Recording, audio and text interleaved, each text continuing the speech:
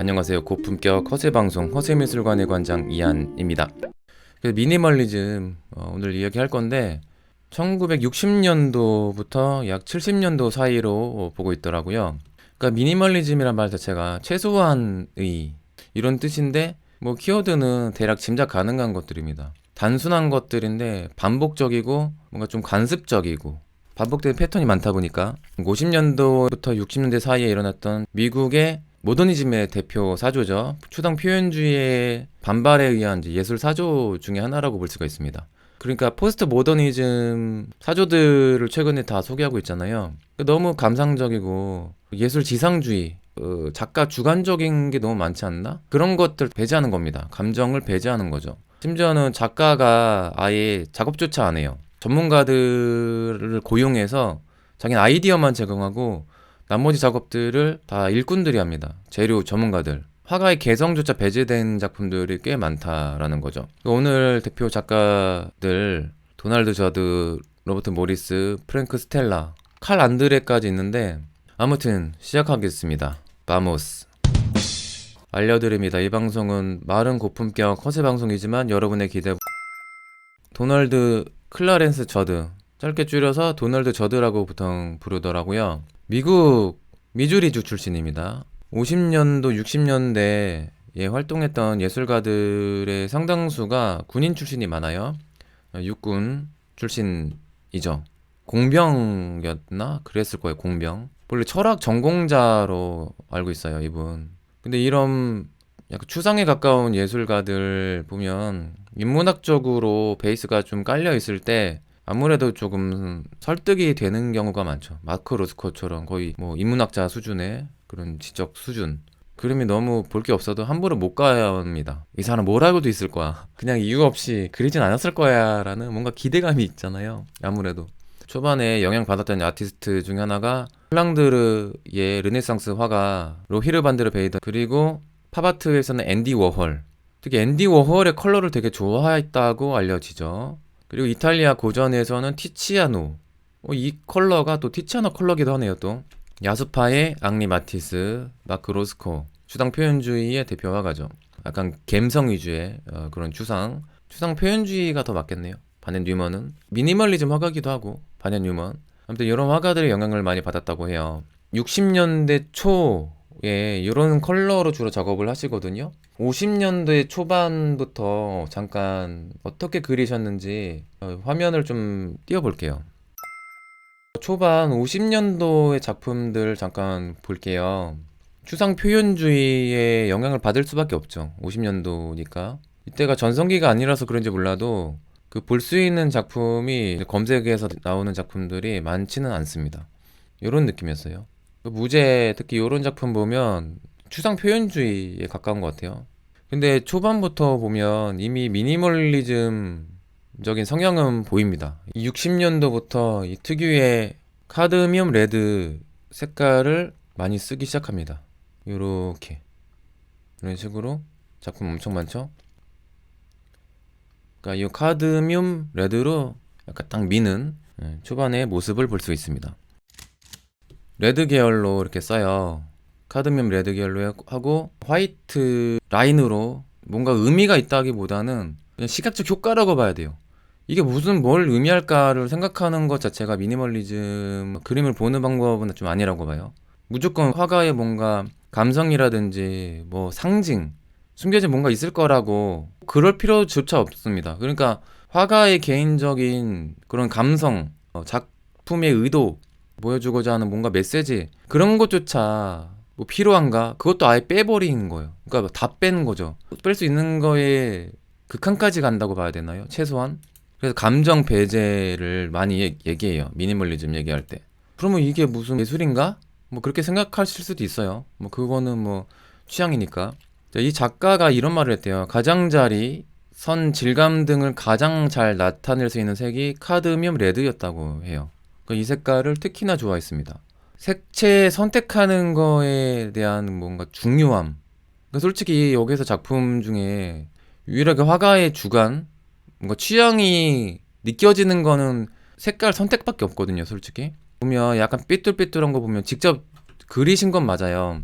근데 그린 것조차 솔직히 누가 그렸냐가 중요한 게 아닙니다. 이 아이디어, 색깔 선택하는 게 중요한 거죠. 액자까지 사진으로 남긴 게 좋다고 하시고 김드만님. 근데 요 액자조차도 디자인일 거예요. 이 작가의 스타일로 봤을 때는. 액자 프레임까지 하나의 디자인으로 봤을 겁니다. 이 아티스트들이 전시 배경도 되게 중요하게 여기거든요, 보통은. 그러니까 이들이 흰 배경을 특히 좋아하는 것 같아요, 대체적으로. 미니멀 아티스트들이. 미니멀 디자인 추구하는 아티스트들이 화이트 여백 되게 좋아하는 것처럼 이 화가도 흰 여백을 되게 좋아합니다. 자, 그래서 60년대 그 카드뮴 레드에서 조금 질릴 무렵에 64년도쯤부터 박스, 쌓기, 연속 이런 키워드로 작업을 합니다. 그래서 요때 작품들을 다시 한번 좀 켜서 볼게요. 카드뮴 레드는 초반에 박스 쌓기 시리즈에서도 꽤 나오네요. 그 중에 한 작품이 요겁니다. 요 박스가 다예요. 박스하고 위에 이어주는 요 네모 이게 답니다. 엄청 심플하죠. 이때 작품들이 이런 식이에요. 색채를 선택하는 걸 되게 중요하게 여겼죠. 그냥 단순한 박스처럼 보일 수도 있지만 요 포인트 컬러가 있습니다. 그리고 컬러를 어떤 면에만 선택적으로 쓸 건가를 되게 고민을 많이 한 것 같아요. 이거는 어떻게 보면 디자인의 영역이기도 하죠. 그레이 톤 놔두고 위 옆면만 컬러를 입힌 것과 요 위에만 컬러 입힌 거랑 느낌이 또 많이 다르거든요. 하나의 가구 디자인 한다고 했을 때에 엄청 세련돼 보이겠죠. 심플해 보이고 이런 것도 디자인에서 많이 봤던 색깔이에요. 그러다가 요런 시리즈 요런 느낌으로 많이 작업을 하세요. 열 맞춰서 박스 쌓는 공간을 두고 여백을 두고 쌓는 요런 스타일 색채를 좀 다양하게 쓰십니다.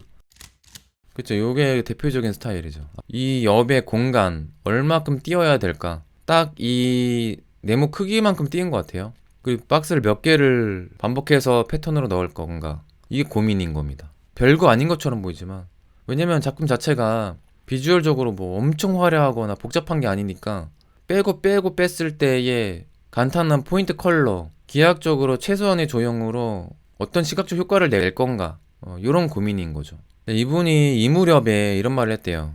그러니까 모든 일루션을 일으키는 요소를 제거하면 그러면 사물의 고유의 특징이 드러나는 거예요. 그러니까 이 사물 자체의 고유한 특징, 이런 거를 강조합니다. 사물성이라고 이제 보는 거죠. 이런 거를 그 큐비즘의 브라크 피카소 이후에 이런 조형적인 3D의 최소 단위를 오브제라고 많이 부르거든요. 오브제. 그 사물성이 드러나면 이 오브제만 남는다.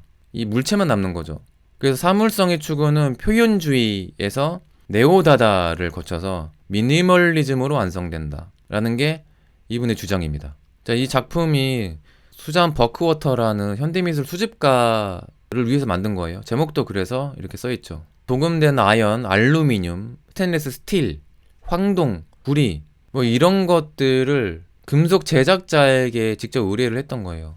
작가가 장인 정신으로 직접 만든다기보다는 재료 전문가들한테 맡깁니다. 그럴 수밖에 없죠. 굳이 직접 만드는 게 뭐 큰 의미는 아니니까 이 아이디어가 중요한 거죠.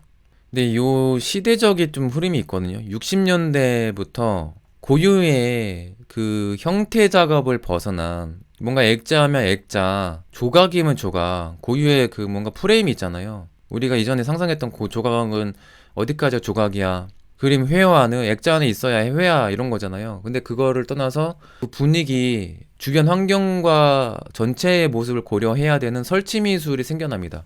그래서 이 작가도 역시 이 주변 배경이 되게 중요한 거예요. 그래서 이분은 특히 화이트 배경으로 되게 많이 제작을 하시죠. 이전에는 작품 전시할 때마다 작품 새로 제작하고 설치하고 운송하는 이런 과정을 겪었잖아요. 그러니까 이런 거를 되게 불편하게 생각했대요. 이런 과정을 벗어나서, 물론 특별전 할 때는 뭐 원래 있던 자리에서 가져오긴 하지만 원래 있던 자리라도 이 작품만의 집이 있으면 좋지 않을까.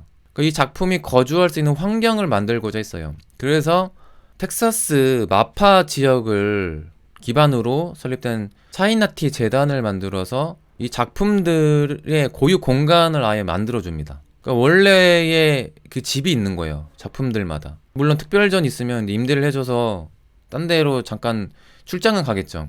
하지만 컴백을 하면 원래의 자리로 이 작품이 가장 잘 어울리는 그 본래 공간으로 돌아온다는 그런 개념을 아마 초기에 만드셨던 것 같아요. 이런 시도가 별로 이전에는 거의 없었다고 볼 수가 있는 거죠.